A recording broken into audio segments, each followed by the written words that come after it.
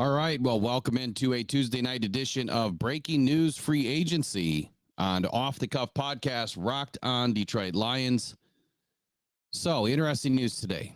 TRACY Walker has been released, and I cannot say that I am surprised. And I also can't say that I didn't say it was going to happen. I've been talking about it for a couple of weeks now that I expected this move. When you looked at, TRACY Walker's value to this team, which he is a very valuable person, was a very valuable teammate, but his on-field presence just wasn't valuable enough. And the Lions decided today to move on. And I think it was a great move. I mean, to be honest with you, it's a move that, like I said, everybody expected it, and or that they would try to rework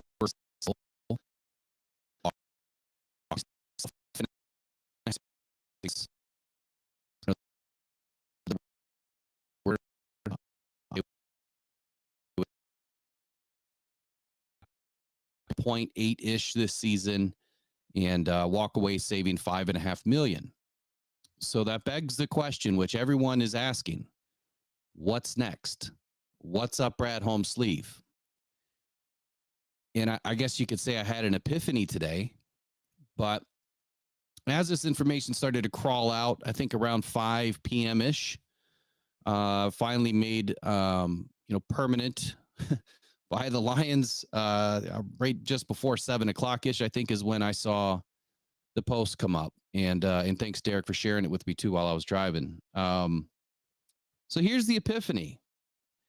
This draft, it's not as loaded as you would like for corners, but it certainly is loaded for safeties. So I'm thinking right now at this point that the Lions are going to be looking at one of these safeties, more than likely in the third round, I guess is what I'm initially thinking today. I mean, you look at some of these guys just on paper without doing any diagnostic research at all, and I'll jump back into the chat in just a moment. Without doing any diagnostic research at all into these guys, Tyler Nubin. Now, he probably won't crawl out of the first round. Possible, but I doubt it. 210, 6'2". Cameron Kinchers, 5'11", 206. Kalen Bullock, 190, 6'3". Javon Bullard, 197, 5'10". But then it starts to get bigger. Jaden Hicks, 6'3", 212. Cole Bishop, 6'1", 209. Jalix Hunt, 6'3", 248. I mean, that dude's like a linebacker.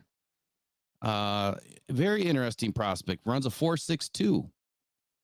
James Williams, 6'4", 4'4", 640, 230 pounds. I mean, again, it's like linebacker size back there.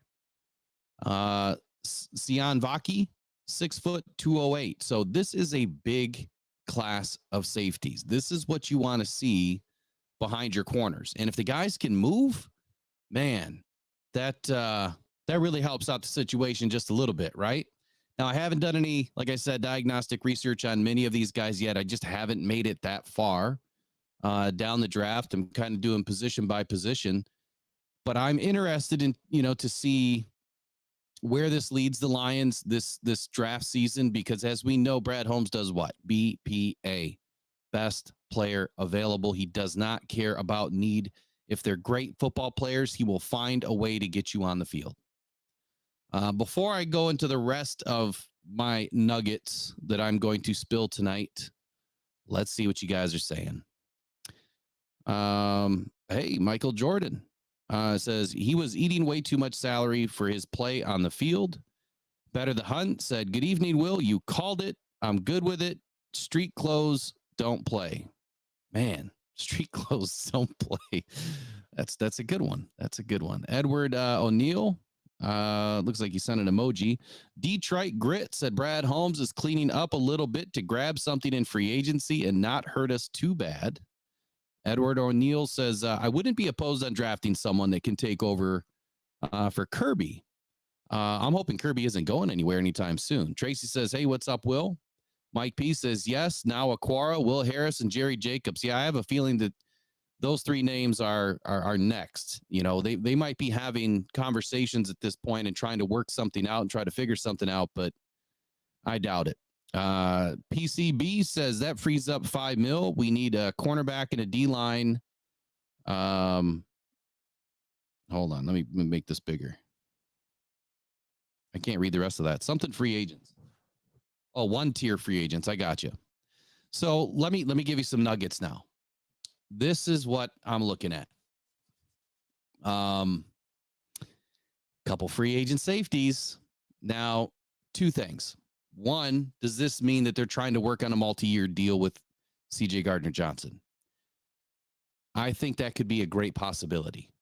I think that Aaron Glenn and CJ Gardner are kind of attached at the hip. And when you look at CJ Gardner's production from last season, now limited play, right? Didn't get in a ton because he was injured. But somehow, after all those gigantic plays that were given up, that he didn't get credited for, apparently, he finished with a passer rating against of 58.7, one of the best in the league. Now, his coverage grade wasn't that greatest. It was a 64.2. I mean, one interception, only played in 4 games. So not terrible. So do you take another flyer on CJ Gardner? Do you lock him up for 2 years? Maybe 2 years over 16 million at the most. I think that would be the ceiling. And now you have somebody in the system that understands the system, clearly a vocal leader. And I think the guys do respect him. So I think it's possible that nugget number 1, CJ Gardner now gets locked up for a multi-year deal, meaning more than 1 year at a minimum. Robert Welch agrees. He says his leadership and he's still damn good. Yep, there you go. Here's the other nugget. Speaking of free agents, there's a couple in here, and there's a team that is in cap or close to cap purgatory. And that would be, and that's my word of the season. Sorry, cap purgatory. I don't know. I just thought of it this season, and it works. The Giants. So the Giants right now only have 19.5 in cap space. So are they going to lose out on Xavier McKinney, or are they going to keep Saquon? That's the question of the day. Xavier McKinney, 10.4, 11 million a season, or Saquon? Which one are you giving up? So market value on Xavier McKinney right now is 5 years, 52.4 million. So average salary of about 10.5 a year. Man, I'd even throw in a bag of chips in a fountain soda, because if he were to get locked up for that, all day, all darn day. 24 years old, 17 starts, 116 tackles, 3 picks, 1 forced fumble, passer rating against 53, PFF coverage grade 91.2. If the Lions can sneak in and grab him, you do it. The guy is got the goods. He's a hell of a cover corner, and not only that. I got to pull something up on it real quick.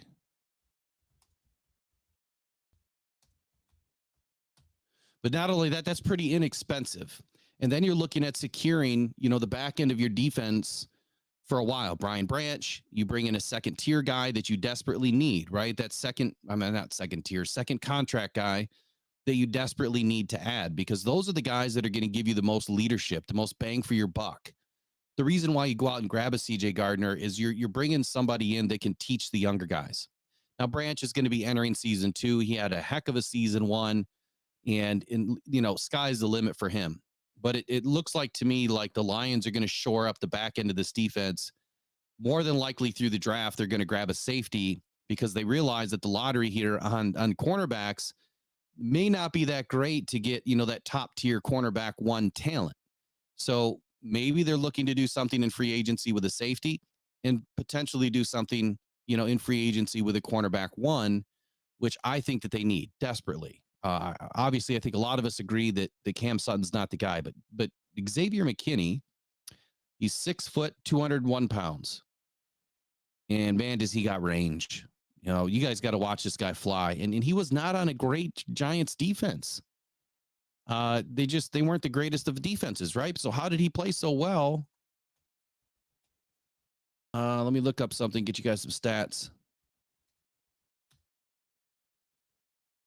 So the analytics site took a look at every defensive line, and the Giants landed somewhere in the top 12.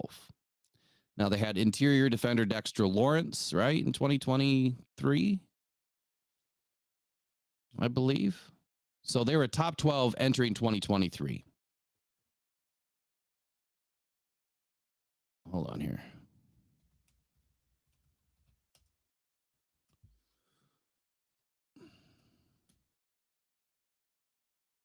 One second.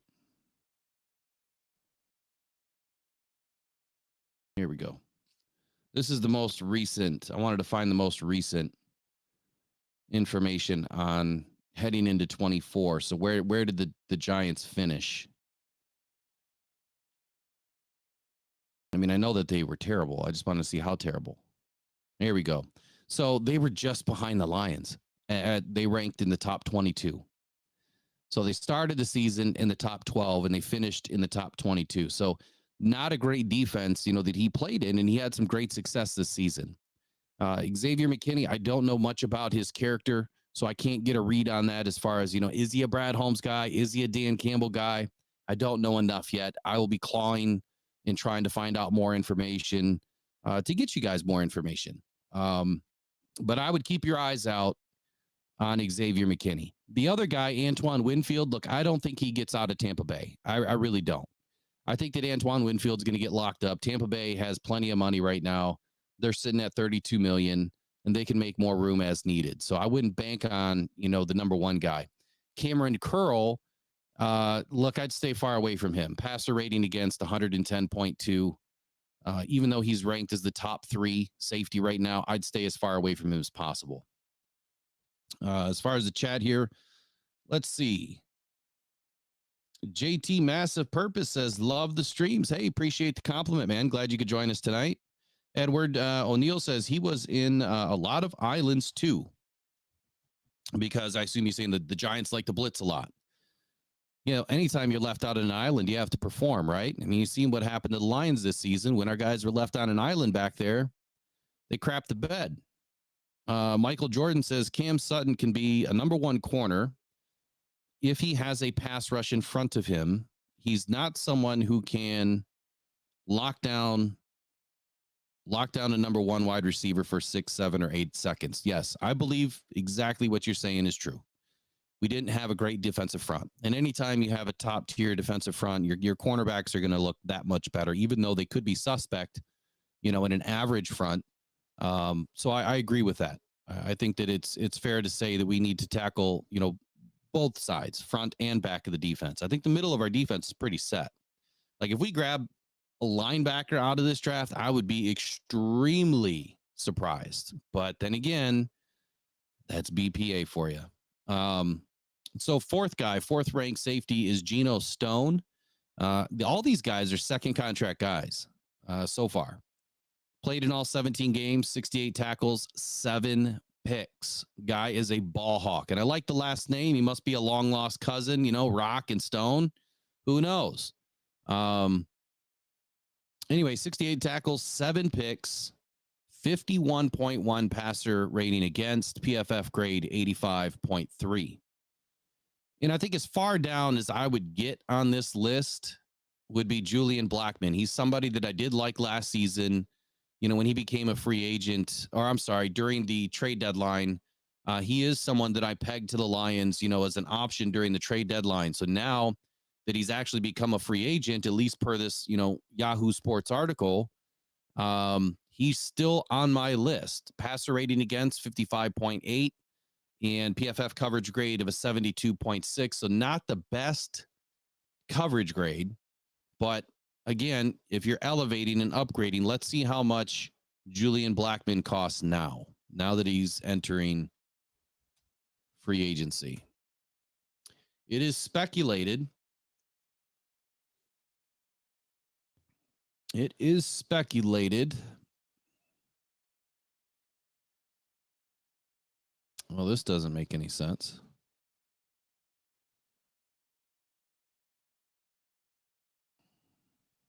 Hold on a second here. Is this not right by Yahoo? Is Julian Blackmon not a free agent?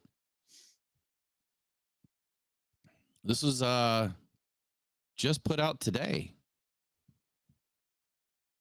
I don't know if we've cut Romeo yet, but I think that there's going to be a lot coming out. So I'm questioning this article because there's another article saying that he signed a 3-year, $14.4 million extension in December of 2023.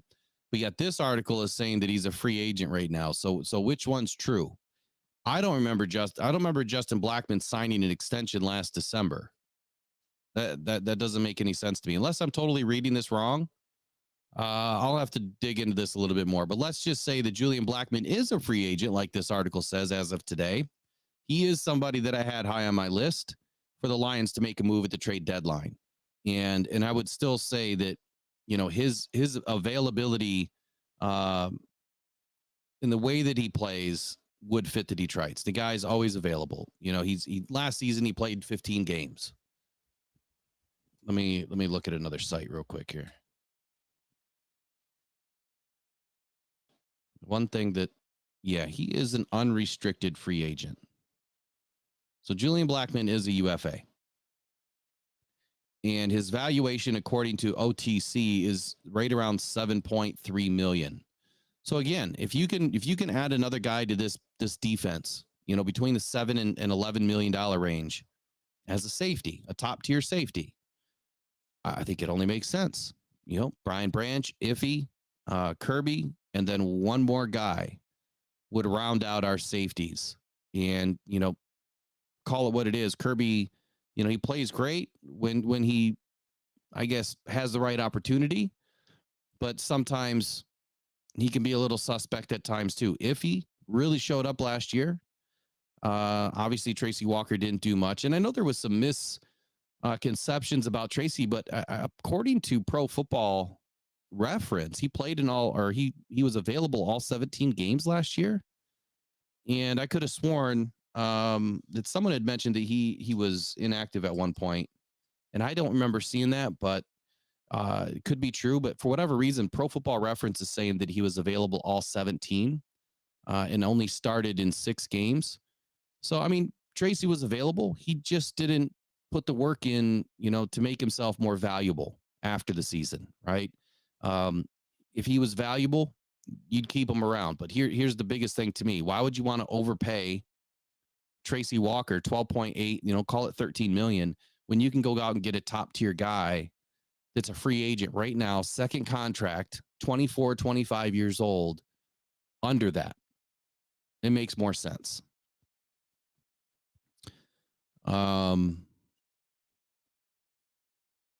Yeah, if he has all pro potential next year. I love it, man. I love it.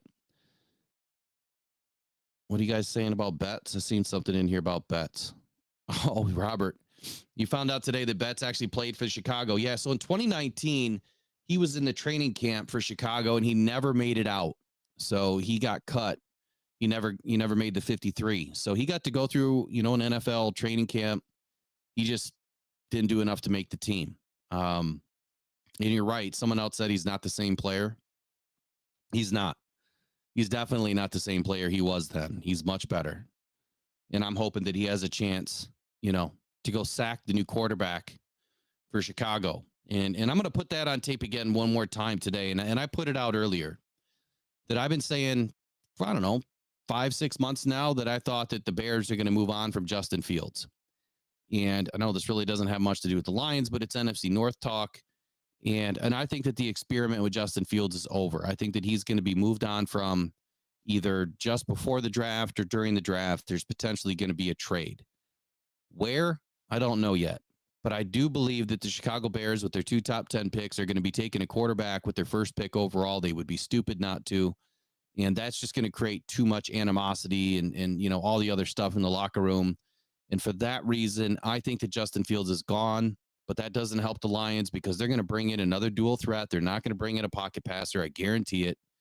You know, it's either going to be like a, you know, Caleb Williams probably coming in, but we'll see. I firmly believe that the Justin Fields is gone. And I'm putting that out there again because there's more rumors being, you know, spread around about Justin Fields today. And I've seen it coming.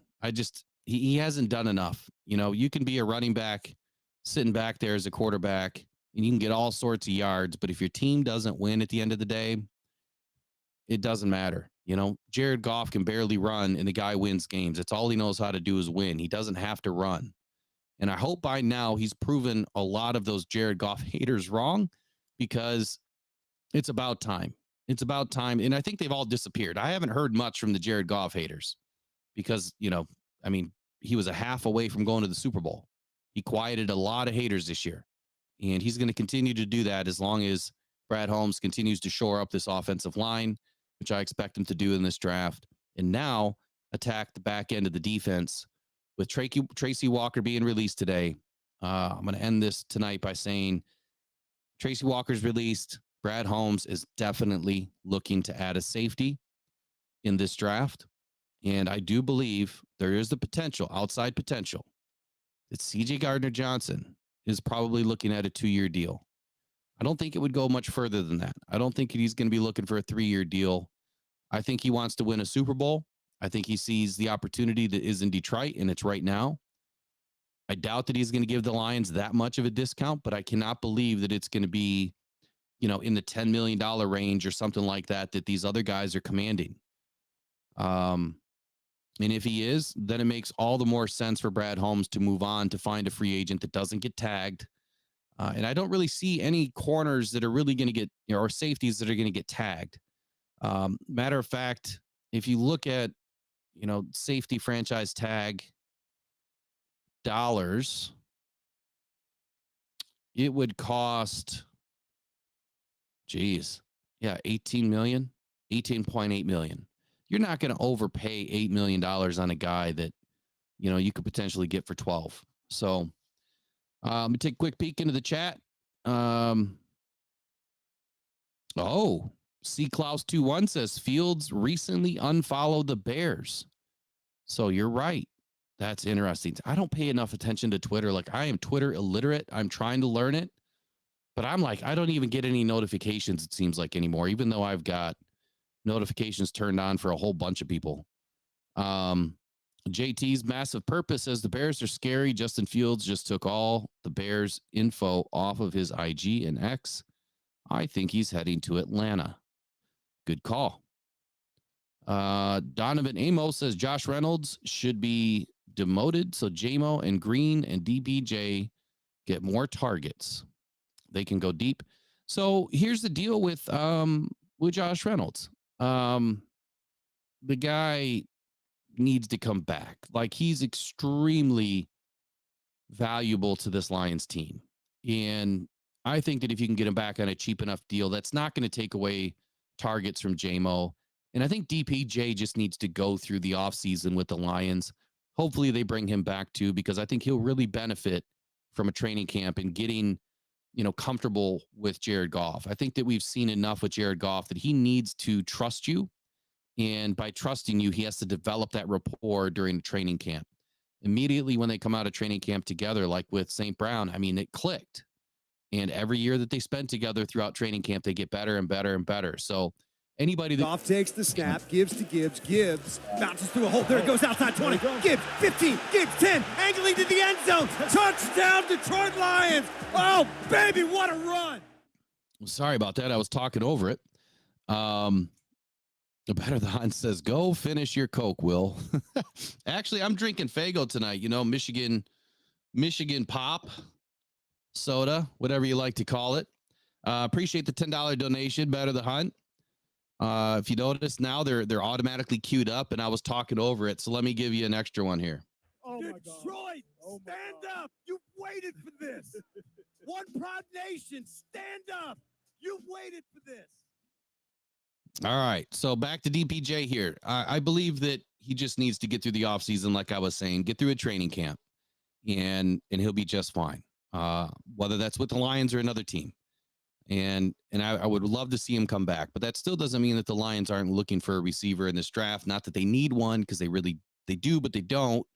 But there are some available, middle rounds, which this draft is kind of funny. It's going to be heavy right where the Lions are going to need players, but it's that top tier player that's going to be missing. So as far as what I was saying, about CJ Gardner and Tracy Walker, it's sad to see a Lion go. He's been with the Lions for 6 seasons.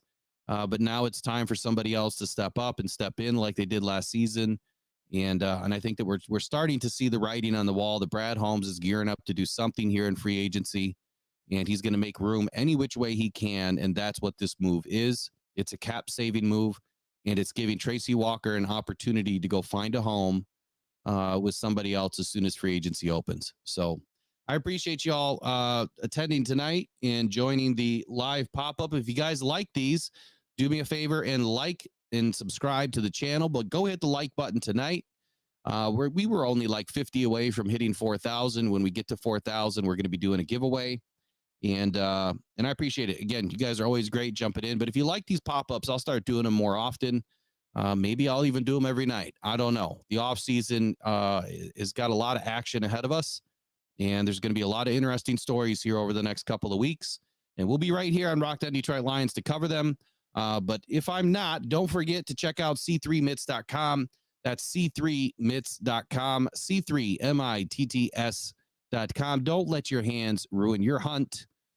Go check out c3mitts.com. Don't get cold out there, guys. There's no reason to get cold. C3 Mitts has got you guys handled. They make these cool little mitts that, can fit over your firearm, your bow, your crossbow. So whether you're hunting in the spring, the fall, or the winter, you'll always be nice and toasty while you're in your stand. So check it out, c3mitts.com. And that's all for Rock Down Detroit Lions tonight. I appreciate y'all. Go One Pride, go Detroit Lions. We'll see y'all later. Take care. Bye-bye.